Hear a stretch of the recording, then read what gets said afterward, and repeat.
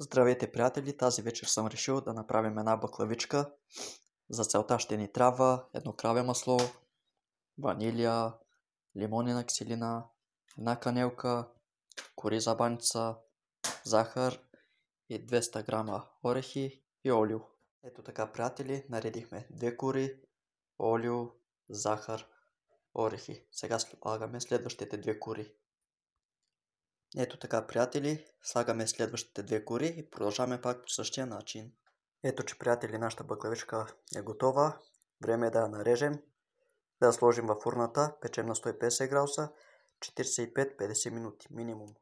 А докато се пече нашата баклавичка, да си приготвим тиганчето с малко олио и краве масло 125 грама. Разбъркваме добре и накрая, след като се изпече нашата баклавичка, изчакваме 10-15 минути кравето масло с олиото. Ето, че, приятели, нашата баклавичка вече е готова. Време е да изсипем кравето масло с олиото и изчакваме още 10-15 минути. Ето, приятели, че вече сме готови. Изсипахме маслото и олиото. Искам само нещо да вметна. Когато стигнете до последните 2 листа, преди да включите във фурната, на последните 2 листа не слагайте нито орехи, нито захар.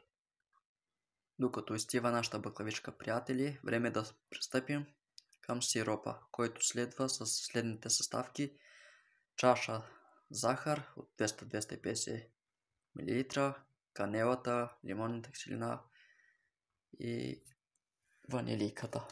Това всичко се разбърква и изчакваме около 5-10 минути, докато заври.